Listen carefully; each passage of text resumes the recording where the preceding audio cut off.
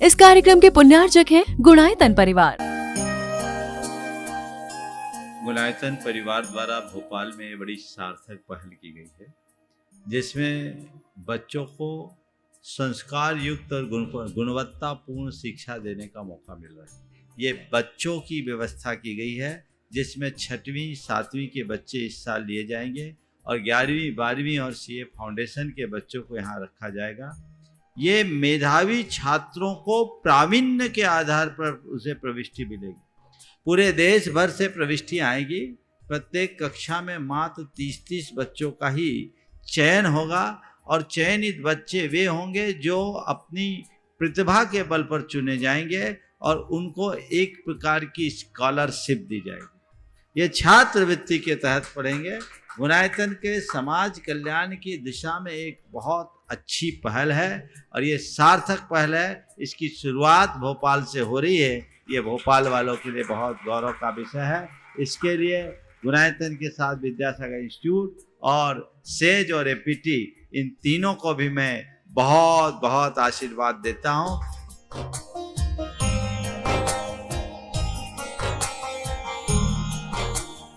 एक आदर्श और व्यवस्थित दिनचर्या का लक्ष्य प्राप्ति में बहुत बड़ा योगदान होता है।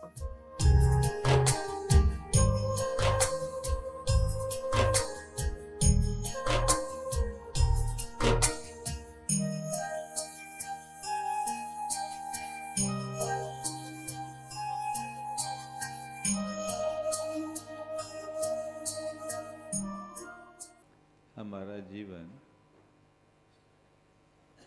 मिट्टी के लौंधे के समान है।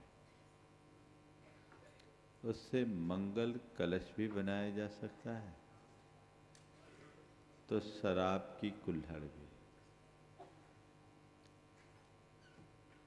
मंगल कलश जहाँ एक और मंगल द्रव्यों से चर्चित होकर हमारे माथे की शोभा बनता है, तो वहीं शराब की कुल्हड़ निंद निगाहों से देखी जाती है।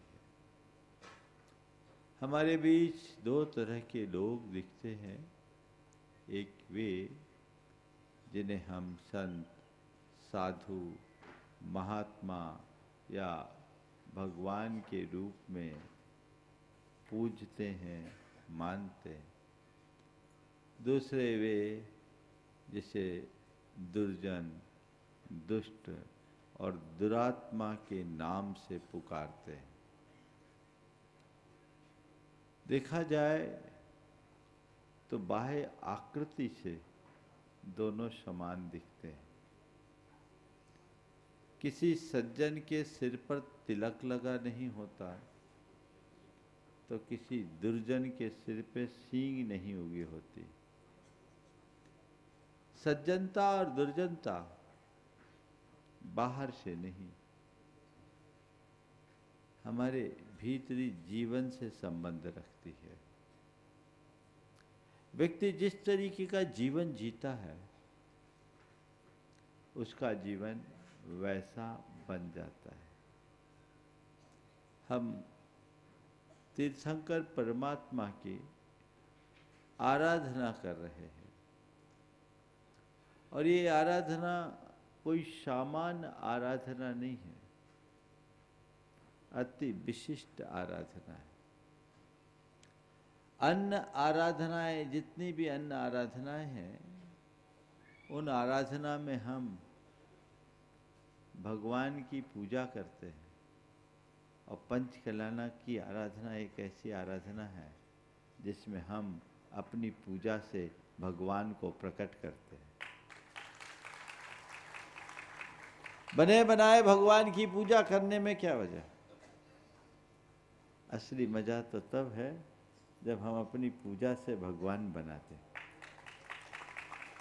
आप इस पंचकलाना के दौरान ये सौभाग्य प्राप्त करोगे जब आप अपने ही आंखों से पत्थर की मूर्ति में भगवान की प्रतिष्ठा होते देखोगे। ये सब तुम्हारी आराधना का सुफल है। पंचकलाना की आराधना के कई रूप होते हैं। एक रूप है जो आप लोग यहाँ प्रकट कर रहे हो, एक रूप है जो भीतर के अनुष्ठान में चल रहा है, और एक तीसरा रूप है जो हम लोग अपने कक्ष में चलाते हैं। ये सब चीज़ें चलती है एक साथ, तब कहीं जाकर वो शक्तियाँ उभरती है और हम अपने ध्येय को पूर्ण कर पाते हैं। तो इस अर्थ में आप लोग बड़े भाग्यशाली हो कि आज आप सब ऐसे महाअनुष्ठान में अपनी सहभागिता प्रदान कर रहे हो। पंचकला का ये अनुष्ठान तो 5 दिन में समाप्त हो जाएगा, लेकिन हमें अपने जीवन के कल्याण के लिए पूरे जीवन को ही एक सद अनुष्ठान बनाना होगा। एक अनुष्ठान साधारण सी मूर्ति को भगवान बना देता है, तो वही अनुष्ठान सद्धर्म का अनुष्ठान सामान्य मनुष्य को महान बना देता है। अपने जीवन को महान बनाना चाहते हो, महानता के मार्ग में आगे बढ़ना चाहते हो, तो सद अनुष्ठान में हमें तत्पर होने की जरूरत है।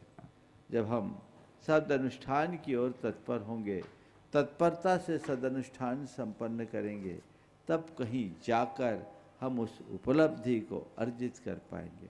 बद्धो भगवान का गर्भावतरण हुआ। समान रूप से गर्भावतरण की क्रिया को एक सांसारिक क्रिया के रूप में देखा जाता है, क्योंकि वैश्विक संसर्ग के अभाव में कोई गर्भ धारण नहीं करता। लेकिन भगवान के गर्भावतरण को सामान्य गर्भ धारण की प्रक्रिया के रूप में न देखकर भगवान के गर्भावतरण को यहाँ गर्भ कल्याणक का नाम दिया गया। क्यों? वो माँ कितनी भाग्यशाली जिनके गर्भ में प्रभु अवतरित हुए। आखिर क्यों? गर्भ धारण करना सांसारिक क्रिया, लेकिन भगवान का गर्भधारण नहीं, गर्भ कल्याणक। क्यों? इसलिए कि ये भगवान का अंतिम गर्भ है, और ये गर्भ कल्याण के लिए है, इसलिए गर्भ कल्याणक है। भगवान यहां तक पहुंचे, कैसे पहुंचे? हम तुम तो न जाने कितनी बार गर्भ धारण कर लिए, कितनी बार माँ के पेट में आए, और कितनी बार खुद माँ बन गए, कितनी बार खुद पिता बन गए। अनंत इतिहास हमारा यही है। अतीत के अनंत जन्मों में हम अनंत बार गर्भ धारण किए हैं और कराए ये संतति, पर भगवान का ये अंतिम गर्भ है। और इस मुकाम तक वो कैसे पहुंचे?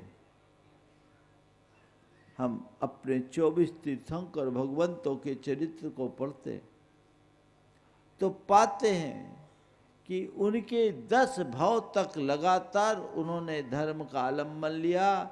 उनने आराधना की और साधना की।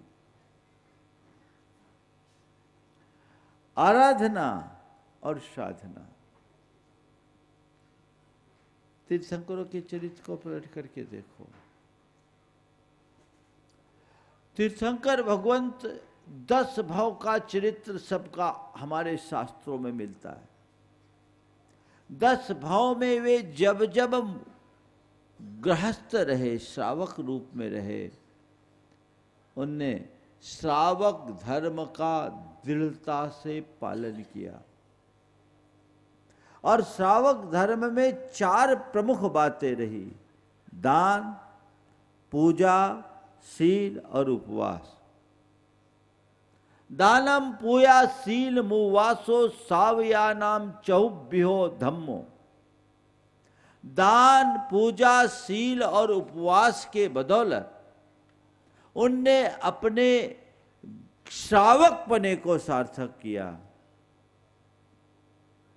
और अपने जीवन के उत्तरार्ध में मुनि बनकर साधना का मार्ग अपनाया और अपने नर भाव को कृतार्थ किया। एक भाव में नहीं, लगातार हर भाव में 10 भाव का इतिहास उनका मिलता है, जिसमें 5 भाव मनुष्य के, 5 भाव देव के। इस मध्य उन्हें अनेक प्रकार की मुश्किलों, कठिनाइयों और उपसर्गों का भी सामना करना पड़ा, लेकिन वे कहीं रुके नहीं, मार्ग से कभी स्खलित नहीं हुए और आगे बढ़े। उनका मार्ग प्रशस्त हो गया। आज आप भगवान का पंचकल्याणक मना रहे हो। कितना सौभाग्य है कि तुम्हें प्रभु का आराधक बनने का गौरव प्राप्त हुआ है। कभी महसूस करते हो कि मैं इस धरती के भाग्यशाली प्राणियों में एक हूं? मैं प्रभु का आराधक बना हूं। बोलो। 4 बातें आज के संदर्भ में मैं आप सबसे कहूंगा। प्रार्थना, उपासना, प्रार्थना, आराधना, उपासना और साधना। क्या? प्रार्थना, आराधना, उपासना और साधना। जीवन को कृतार्थ करने के ये 4 अंग हैं। सबसे प्राथमिक अवस्था है प्रार्थना की। आप लोग प्रार्थना तो करते ही रहते हो। प्रार्थना में भी प्राय लोग कामना से प्रेरित प्रार्थना करते हैं। भगवान के पास जाओ, गुहार लगा के आ जाओ। ये हमारे देश की परंपरा है। कुछ भी हो भगवान से मांग लो। याचक बनकर जाना, भिखारी बनकर के जाना, मांग पूर्ण मानसिकता से जाना और कुछ भी प्रार्थना कर देना।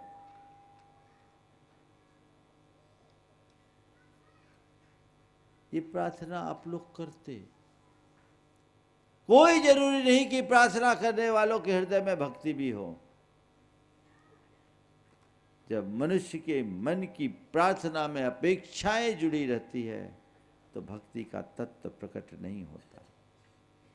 भक्ति का असली तत्व तभी प्रकट होता है जब प्रार्थना निष्काम हो। अपने मन से पूछो, आप भगवान से प्रार्थना करते हो कि नहीं करते हो? क्या प्रार्थना करते हो? भगवान, हमारे बच्चों की शादी हो जाए,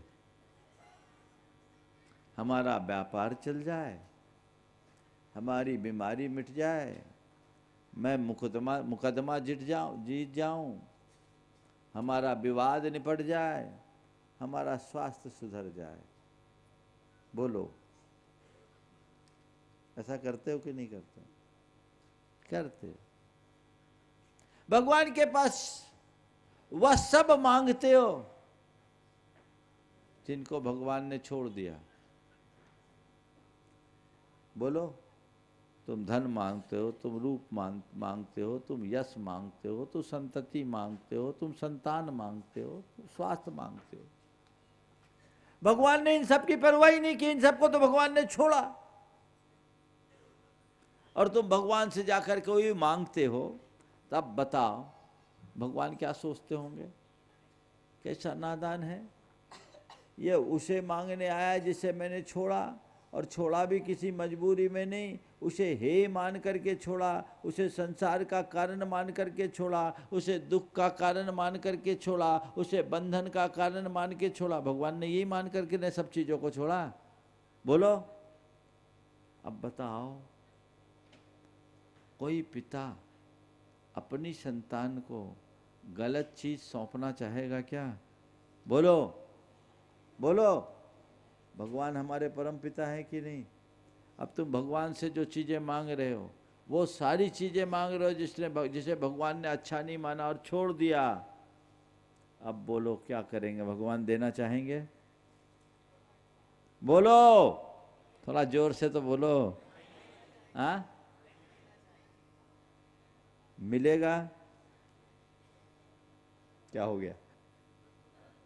हाँ, मिल जाएगा, मिलेगा। विश्वास तो तुम्हारा पक्का है। हाँ, पर भगवान कहते हैं कि ये लेकर के तू उलझ जाएगा। भगवान के पास इसलिए प्रार्थना मत करो कि तुम्हारे संकट टल जाए। भगवान से ये प्रार्थना करो कि प्रभु ऐसी शक्ति दो कि मेरा मन संकटों में संभल जाए।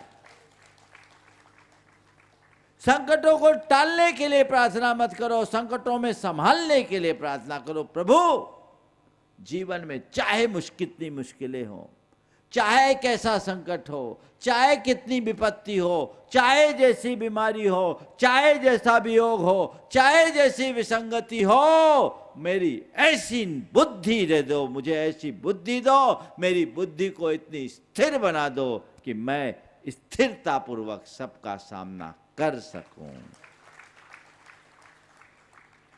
प्रार्थना जब आत्मस्पर्शी होती है तो वो जीवन को भीतर से रूपांतरित करती है। जड़ प्रार्थना कार्यकारी नहीं होती। तुम कितनी पूजा कर लो उससे कोई फर्क नहीं पड़ता, तुम कितना स्तोत्र पाठ कर लो उससे कोई फर्क नहीं पड़ता। तुम्हारी दृष्टि कैसी है, सबसे मूल्यवान वह है। प्रार्थना, किसी विचारक ने कहा कि प्रभु मैं इस आपके चरणों में इसलिए नहीं आया कि आप मेरे कंधों का बोझ उतार दो। प्रभु, आपके चरणों में मैं इसलिए नहीं आया कि आप मेरे कंधों का बोझ उतार दो। मैं तो केवल इस प्रार्थना से आया हूं कि कंधों को इतना सबल बना दो कि बड़े से बड़ा बोझ उठा सकूं। अपने कंधों को इतना सबल बना दो कि बड़े से बड़ा बोझ उठा सकूं। ये है प्रार्थना का असली स्वरूप। भगवान से इसलिए प्रार्थना मत करो कि मेरी इच्छा की पूर्ति हो जाए। प्रभु, मैं तेरे चरणों में इसलिए नहीं आया कि तू मेरी इच्छा को सफल कर दे। मैं तेरे चरणों में केवल इसलिए आया हूं कि तेरी कृपा से मेरी इच्छा निर्मल हो जाए। इच्छा को सफल करने से क्या है?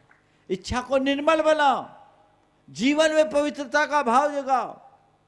मैं सहज रहूं, मैं शांत रहूं, मैं स्वस्थ रहूं और सकारात्मकता से भर करके जीऊं। स्वयं को सहज, शांत, स्वस्थ और सकारात्मक बनाने की मंगल कामना ही जीवन की वास्तविक प्रार्थना है।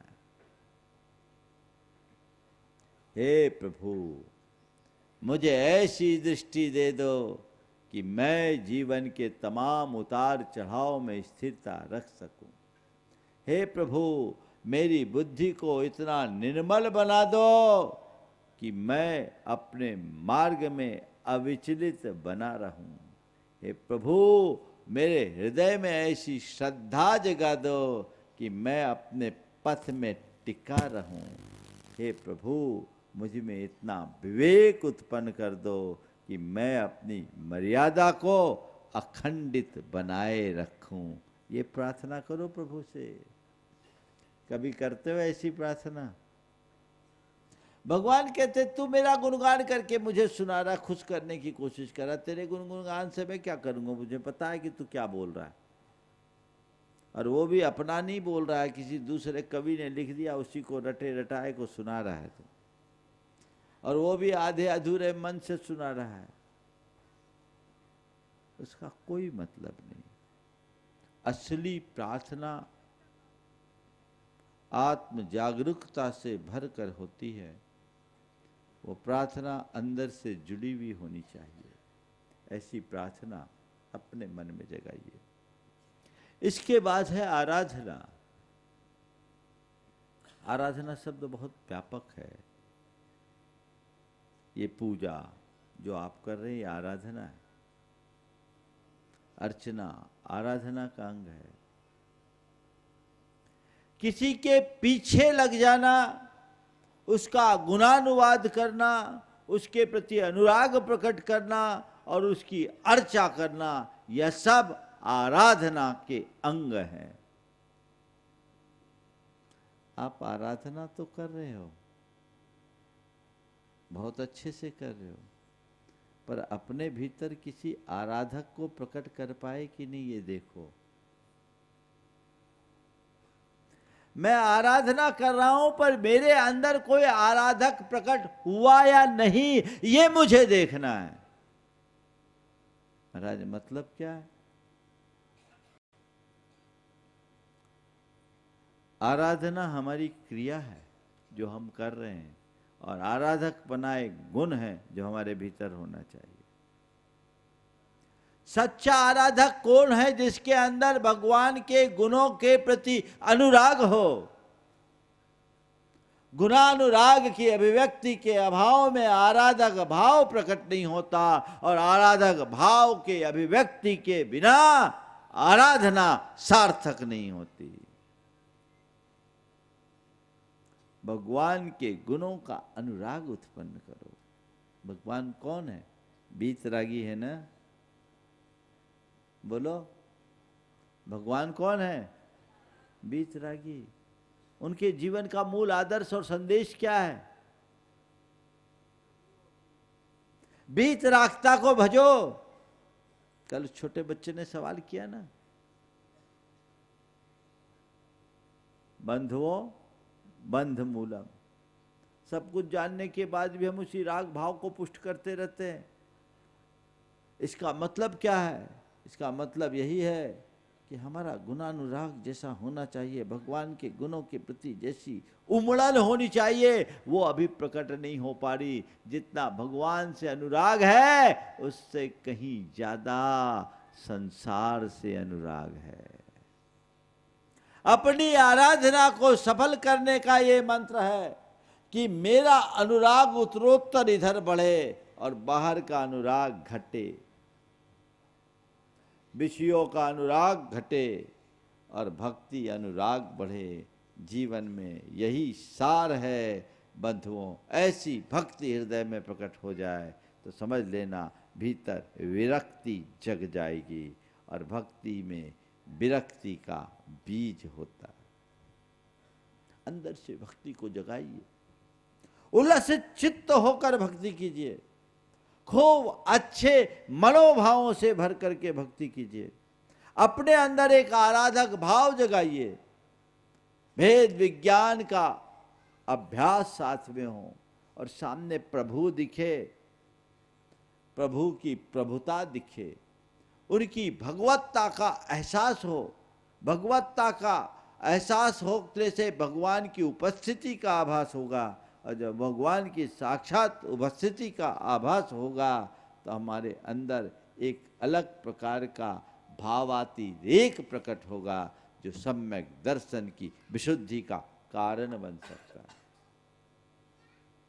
वो दृष्टिकोण अपने अंतरंग में विकसित करने की कोशिश करनी चाहिए। ये आराधना, आप लोगों की आराधना कैसी होती है आप जानते हैं। शुरू करते हैं और कब अंत हो जाता है पता ही नहीं लगता, और कभी कभी तो क्या बोलते हैं यही पता नहीं रहता है क्या। एक बार एक जगह निर्वाण कांड पढ़ा जा रहा था, भगवान का मोक्ष कल्याणक था। उस जगह में हर भगवान की लाडू चढ़ाने की परंपरा थी, तो लोग मंदिर में ही गर्भगृह में लाडू चढ़ा रहे थे। लाडू चढ़ाने के क्रम में निर्वाण कांड बोल रहे थे। एक अम्मा जी थी, थोड़ी ऊंची आवाज़ में बोल रही थी, उसकी आवाज़ सबसे अलग थी, और जैसी वो निर्वाण कांड के क्रम में बोली तो बोलते बोलते आगे बोलती है, दो बलभद्र मुफ्त में गए। हमने कही इनकी पूजा भी मुफ्त में गई। वहाँ लाइन है मुक्ति में गए, और बोल क्या रही है?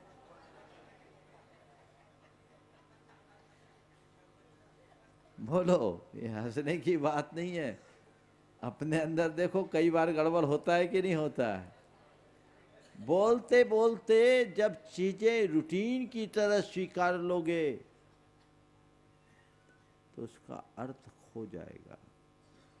मैं आप सबसे कहना चाहता हूँ, अपनी पूजा आराधना को रूटीन मत बनाओ, रूटीन में रखो। अपनी पूजा आराधना को रूटीन मत बनाओ, रूटीन में रखो। रूटीन की तरह पूजा आराधना न करो, इस तरीके से करो कि तुम्हारे जीवन की रूटीन बदल जाए, बदलाव आए। अपने जीवन की रूटीन बदलने का मार्ग अपनाओ, अंतस्पर्शी भाव से काम करो, तब अंतरंग बदलेगा, तब जीवन में सकारात्मकता आएगी। नहीं तो हमारे यहाँ पूजा करने वालों की कमी नहीं है, पूजा तो करते हैं। कई लोग तो ऐसे हैं कि जो पूजा करते करते भी झगड़ पड़ते हैं, वहीं होता है नहीं। हमारा उद्देश्य राग द्वेष की निवृत्ति होनी चाहिए। हम लोग बोलते हैं बंदे तद्गुण लब्धे, आपके गुणों की उपलब्धि के लिए प्रभु मैं आपकी वंदना करता हूं। तो तद्गुण लब्धे अहम बंदे, तो भगवान आपके गुण क्या है? आप तो पूर्ण वीतराग हो, उस वीतरागता का एक अंश तो मेरे अंदर आए। बोलो, भगवान के चरणों में आकर के भी राग भाव की ही पुष्टि करोगे तो अपना उत्थान कैसे होगा? अंतरंग से राग भाव मंद पड़ना चाहिए और बीत रागता की वृद्धि होनी चाहिए। कदाचित बीत राग न बने तो कोई बात नहीं, बीत राग के प्रति आकर्षण भी उत्पन्न हो जाए तो बहुत बड़ी बात है। अभी तो राग रंग ही अच्छा लगता है। आप लोग तो भगवान की भक्ति करते हो, उसमें भी खूब राग रंग चाहिए और उसमें भी फिल्मी धुन चाहिए। कहाँ है संगीतकार? टोक देना कोई भी फिल्मी धुन हो तो, ऐसे भैया ने टोक दिया होगा, लेकिन फिल्मी धुन बिल्कुल मत करो, वो पाप आश्रव का कारण बनता है। तुम्हारे संस्कार उसी के हैं।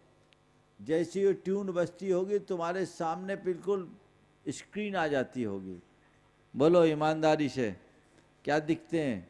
जैसे धुन बजती है तो धुन बजने के बाद आपको क्या सुनाई पड़ता है? भगवान दिखते हैं कि सिनेमा का पर्दा दिखता है? बोलो। हाँ, नहीं बजे, बजने भी नहीं देंगे हम तो इसलिए कह रहे कि तुम लोग बजवा न लो। हमारे सानिध्य में बजती नहीं है और भैया लोग पूरा रिस्ट्रिक्शन रखते हैं। भजन भी फिल्मी धुन के नहीं, मौलिक धुन के होने चाहिए, ताकि हम भगवान से जुड़ सके, पापाश्रव का कारण नहीं हो। मैं तुम लोगों की बात नहीं कहता, अपनी बात कहता हूं। सन 2000 की बात है, एक जगह विधान चल रहा था, मैं जंगल में था, होगा पंडाल स्तर से 1 से 1.5 किलोमीटर दूर। माइक सब जगह लगा हुआ था और वहाँ पूजा चल रही थी और मेरे कानों में आवाज़ आई। अब आवाज़ आई तो पूजा की धुन तो जो थी सो थी, लेकिन उस आवाज़ में जो धुन मेरे दिमाग में आई और मुझे वो दिखने भी लगा, जिसका सार था शायद मेरे शादी का ख्याल। अब 2000 की बात, मैंने 1984 के बाद कोई पिक्चर नहीं देखी और 1984 और 2000 में 16 बरस पुराना संस्कार मेरे मानस में एक पल को भर गया। तो तुम कहाँ लगते हो बताओ? बड़े अच्छे राग में गा रहा था, बिल्कुल नहीं, कोई भी फिल्मी धुन नहीं होनी चाहिए। कर्म तो भावों से जुड़ा है। इतना सब कुछ लगा करके भी पाप ही कमाओगे तो क्या मतलब? गाना ही सुनना है तो तुम्हारे पास तो बहुत साधन है, FM खोल लो, है ना? चाहे जितने ट्यून मिलेंगे, चाहे जैसे धुन मिलेंगे, पैरोडिया नहीं होनी चाहिए, मौलिकता होनी चाहिए। पूजा खुद में छंदबद्ध है, उसके मौलिक छंदों को गाओ तो जो आनंद आएगा उसका कोई पार नहीं है। भक्ति अनुराग हो, राग भाव मंद पड़े, ये पुरुषार्थ जगा तो आगे बढ़ोगे। नहीं तो एक प्रकार की आत्मवंचना होगी। तुम धर्मी होने के पहचान तो अपनी बना लोगे, पर धर्म को पहचान नहीं सकोगे। धर्मी होने की पहचान बनाना और धर्म को पहचानना, दोनों में जमीन आसमान का अंतर है। धर्मी होने की पहचान बनाना बड़ा कठिन नहीं है। बोली ले लो, पात्र बन जाओ, इंद्र बन करके सामने आ जाओ, थोड़े दान मान दे दो, समाज में अपने ऊपर धर्मी होने का लेबल लगवा लो। लगी जाता है ना भाई। हम किसी व्यक्ति के बारे में कही आदमी बड़ा धर्मी है, तो उसकी आपके आंखों के सामने कैसे व्यक्ति की छवि उभरेगी? कुछ ऐसा ही ना कि खूब दान पुण्य करता है, पूजा पाठ करता है, साधु से संतों की सेवा में तत्पर रहता है, वो धर्मी है। बिल्कुल बाहर से तो वो धर्मी है ही, और धर्मी ये सब करता है, इसमें भी कोई संशय नहीं। लेकिन भैया उसने धर्म को पहचाना कि नहीं, ये तो हमें देखना है। मैं धर्मी कहला रहा हूं, धर्मी बन पाया कि नहीं बन पाया, ये तो मुझे देखना है।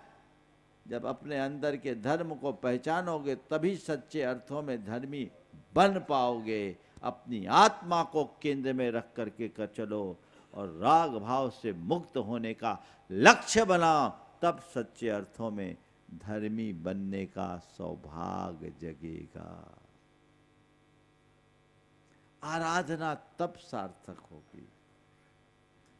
ये स्थूल आराधना बहुत सरल है, गहराई से उतर करके आराधना करना बहुत कठिन है। हमारे तीर्थंकर भगवंतों ने अपनी आराधना में चारों बातों को समाहित किया। एक गृहस्थ का जीवन आराधनामय होता है और आराधना के बल पर ही वो अपने जीवन को कृतार्थ कर पाता है। और उस आराधना के मूल 4 अंग है। आत्मदृष्टि से संपन्न होकर दान करना, पूजा करना, शील का पालन करना, नहीं व्रतों में दृढ़ रहते हुए उनका निरतिचार पालन करना, और शक्ति के अनुसार उपवास करना। ये केवल पुण्योपार्जन के माध्यम नहीं, ये जीवन को पुण्य बनाने के माध्यम है। हमारे तीर्थंकर भगवंतों ने ये काम किया। मैंने 24 तीर्थंकरों के चरित्र को बहुत गहराई से पढ़ा, और हर तीर्थंकर ने अपने जीवन में जब जब वो श्रावक पर्याय में रहे, गृहस्थ रहे, भले वो राजा भी क्यों नहीं बने, चक्रवर्ती भी क्यों नहीं बने, देव गुरु और धर्म का उनने आश्रय कभी नहीं छोड़ा, क्योंकि उनको पता था कि भव सागर से पार उतरने के लिए यही एकमात्र माध्यम है, कोई दूसरा रास्ता नहीं है। आज आप लोगों को वैसी आराधना करने का अवसर मिला, और वो आराधना भी सामान्य आराधना नहीं है, पंच कल्याणक प्रतिष्ठा की आराधना का अवसर है। गोल्डन चांस है, स्वर्णिम अवसर है। बड़े प्रबल पुण्य से मिला है, इसको कैसे करना है, इसको पूरी तरह भुलाने का लक्ष्य रखिए। मेरी आराधना सफल हो, मेरे भीतर सच्चे आराधक का भाव जागृत हो। तीसरे चरण में उपासना, प्रार्थना, आराधना, उपासना। उपासना क्या है? उप आसना, निकट वास करना, अपने आराध्य की निकटता को पाना ही उपासना है। निकटता को पाने का मतलब क्या? उनके पास बैठ जाना, उनके खास बन जाना, ये तो बड़ा सरल है। भौतिक रूप से भगवान के पास जाना, गुरु के पास जाना कोई बड़ी बात नहीं है, चले जाओगे, रोज चले जाओगे। कुछ लोग हैं जो मंदिर ही में बैठे रहेंगे, अच्छी बात, लेकिन ये बहुत बड़ी बात नहीं। ये भौतिक उपस्थिति है, भौतिक सानिध्य है। संत कहते हैं भौतिक सानिध्य उतना लाभकारी नहीं जितना कि भावनात्मक सानिध्य लाभकारी होता है। भावनात्मक रूप से जुड़ाव होना। आप लोग रोज पूजा के अंत में बोलते हैं, तौ पादौ मम हृदये, मम हृदयम तौ पदद्वये लीनम तिष्ठतु जिनेन्द्र तावत् यावद निर्वाण संप्राप्ति। तौ पद मेरे हिय में, मम हिय तेरे पुनीत चरणों में, तब लो लीन रहे प्रभु, जब लो न पाया मुक्ति पद मैंने। ये किसके उद्गार है? ये उपासना की उत्कृष्ट अभिव्यक्ति है।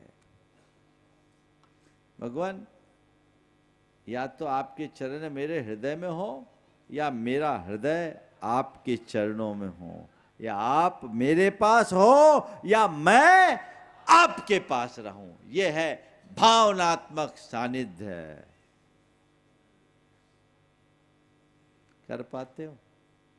आप लोग तो पूजन करते हो, अंत में विसर्जन करते हो, भगवान से कहते हो भगवान आप तो यहीं बैठे रहना, हम कल सवेरे फिर आएंगे, घंटा बजाएंगे, आपको जगाएंगे, आपकी अभिषेक पूजा करेंगे और आप हम पर यहीं से कृपा बरसा देना। हमारे साथ आने की गलती मत करना, क्योंकि हमें बहुत सारे खट कर्म करने हैं। आप हमारे साथ रहोगे तो हम उलझन में फंस जाएंगे, है ना। कितने ईमानदार हो। भगवान आपके लिए हमने बढ़िया मंदिर बना दिया, मन चाहिए, और कहो पसंद नहीं है तो इशारा कर दो, जैसा चाहोगे वैसा बना देंगे। आप यहीं रहो, बस यहीं से अपनी कृपा बरसाए रखना, ताकि मेरा काम निर्विघ्न चलते रहे, और जो खटकर्म मुझे करना है उसको करने की छूट दे दो।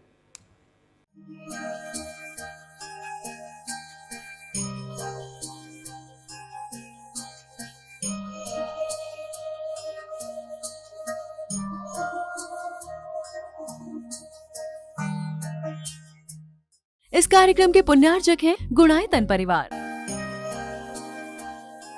गुणायतन परिवार द्वारा भोपाल में बड़ी सार्थक पहल की गई है, जिसमें बच्चों को संस्कार युक्त और गुणवत्तापूर्ण शिक्षा देने का मौका मिल रहा है। ये बच्चों की व्यवस्था की गई है, जिसमें 6वीं 7वीं के बच्चे इस साल लिए जाएंगे और 11वीं 12वीं और सीए फाउंडेशन के बच्चों को यहाँ रखा जाएगा। ये मेधावी छात्रों को प्रावीण्य के आधार पर उसे प्रविष्टि मिलेगी। पूरे देश भर से प्रविष्टि आएगी।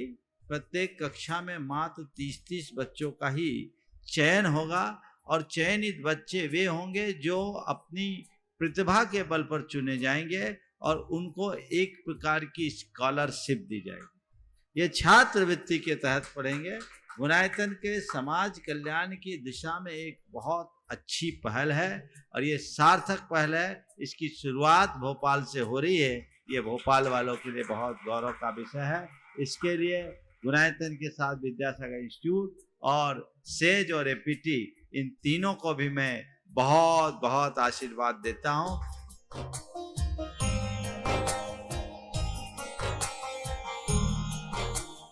एक आदर्श और व्यवस्थित दिनचर्या का लक्ष्य प्राप्ति में बहुत बड़ा योगदान होता है।